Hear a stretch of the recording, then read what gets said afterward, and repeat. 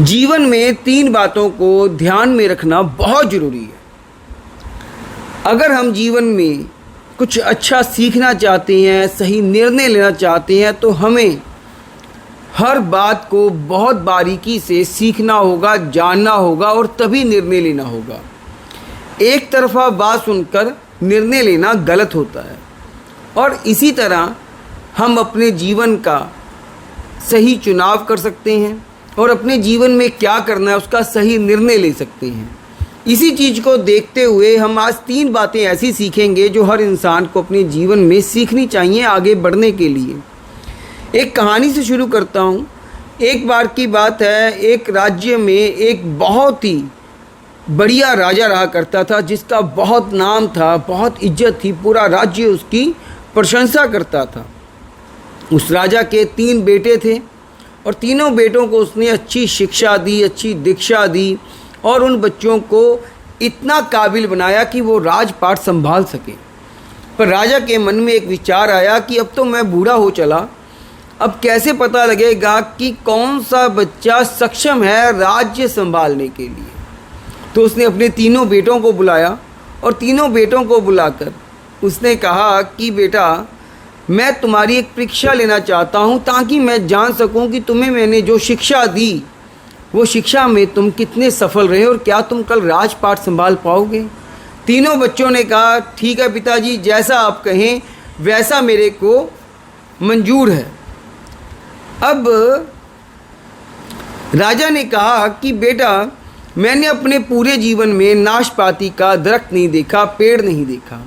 मैं चाहता हूँ कि तुम तीनों अलग अलग 4-4 महीने के गैप के ऊपर जाओ और नाशपाती का दरख्त देख कर आओ, पेड़ देख कर आओ और मुझे तुम तीनों इकट्ठे आकर बताना कि वो कैसा होता है।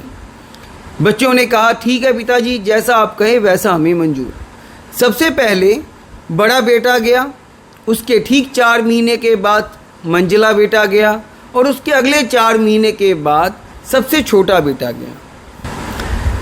जब तीनों बेटे जा आए तो वापसी पे तीनों बेटे अपने पिता के पास पहुँचे। पिता ने कहा कि बेटा, अब बताओ कि तुम्हें अनाशपाती का दरख्त कैसा लगा। बड़ा बेटा जो सबसे पहले गया था उसने कहा कि पिताजी, ये नाशपाती का दरख्त बिल्कुल बेकार होता है, सूखा पड़ा था, ना उस पर पत्ते थे ना कुछ था, वो बिल्कुल ही बेकार दरख्त होता है।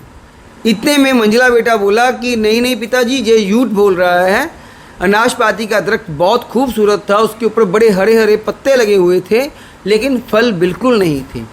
इतने में तीसरा बेटा कहता है कि पिताजी, ये दोनों झूठ बोल रहे हैं, अनाशपाती का दरख्त हरा भरा भी था, बहुत खूबसूरत भी था और उसके ऊपर बड़े सुंदर फल भी लगे हुए थे। इतने में तीनों में बहस हो गई। बड़ा बेटा बोला कि मैं सच बोल रहा हूँ, वो दरख्त बिल्कुल सूखा पड़ा था, उसके ऊपर एक भी पत्ता नहीं था। मंझला कहता, नहीं, पत्ते थे लेकिन फल नहीं था। और सबसे छोटा कहता, पिताजी, फल भी थे, पत्ते भी थे और दरख्त भी खूबसूरत था। इतने में पिताजी बोले कि बेटा, तुम तीनों सही बात कर रहे हो, तुम तीनों ने सही दरख्त की खोज की, तुम तीनों ने सही दरख्त का चुनाव किया और वो अनाशपाती का दरख्त ही था, लेकिन तुम लोगों के तीनों के विचार भी सही हैं, तुम लोगों ने तीनों ने बताया भी सही है, लेकिन अंतर क्या है, तुम लोग अलग अलग समय में गए थे, अलग अलग मौसम में गए थे। जब बड़ा बेटा गया तब मौसम पतझड़ का था, उस समय उस दरख्त के ऊपर कोई पत्ता नहीं था, वो सूखा पड़ा था। जब मंझला बेटा गया तब समा बहार का था, तो उस समय उसके ऊपर पत्ते आ चुके थे, वो खूबसूरत लग रहा था। और जब छोटा बेटा गया तो उस समय तक उसके ऊपर फल पक चुके थे। तो तुम तीनों सच बोल रहे हो, लेकिन तुम तीनों अलग अलग समय में गए, तो इसलिए तुम्हारे विचार ऐसे हैं। तो इसमें झगड़ा करने की कोई बात नहीं है। तो इससे पिताजी ने उनको 3 बातें समझाई।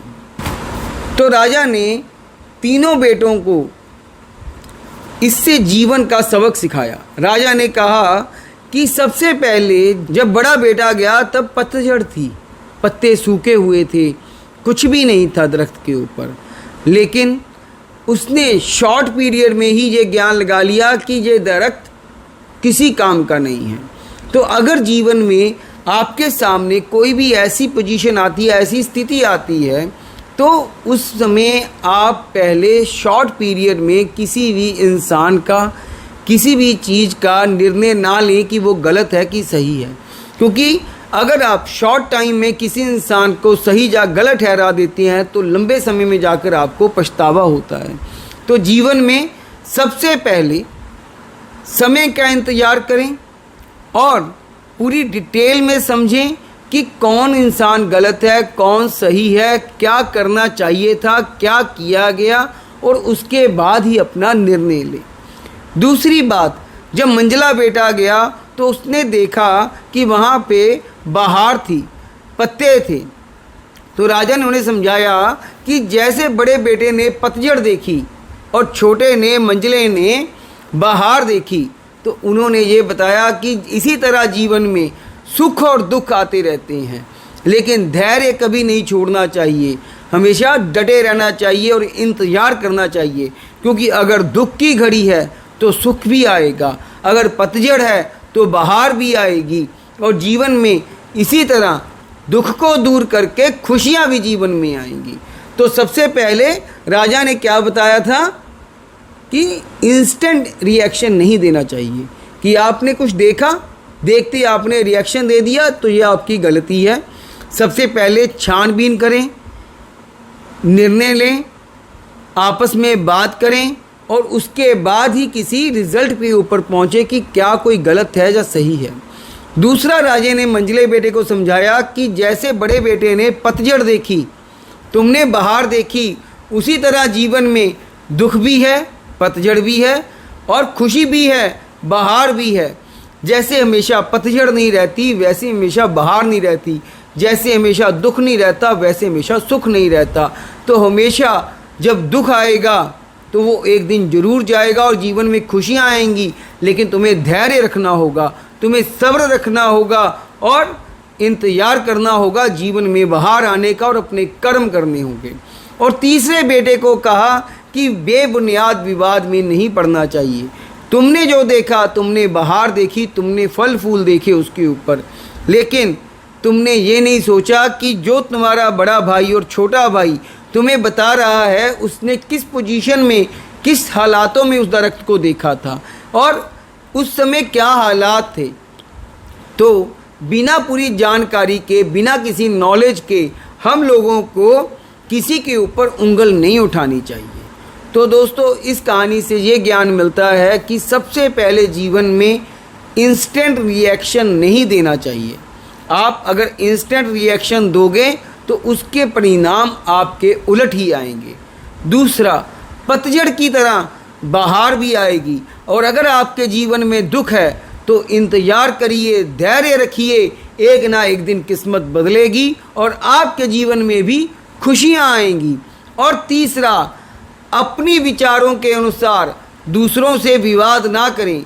आपने जो देखा वो आपने उन हालातों में देखा जब आप पूरी खुशहाली में थे, लेकिन जो आपके सामने अपना पक्ष रख रहा है उसने जो हालात देखे हैं वो शायद आपने नहीं देखे।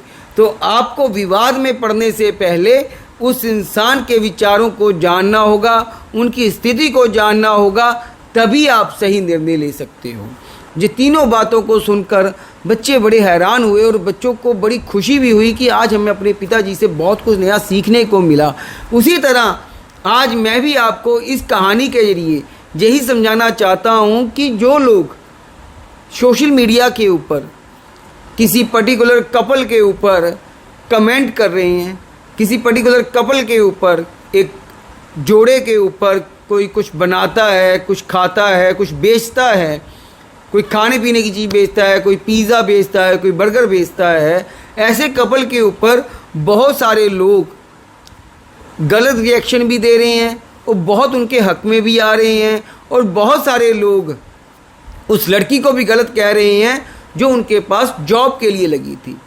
तो जब तक आपके पास किसी चीज़ का पुख्ता सबूत ना हो, जब आपके पास किसी चीज़ का पुख्ता ज्ञान ना हो, तब तक आप कोई रिएक्शन ना दें।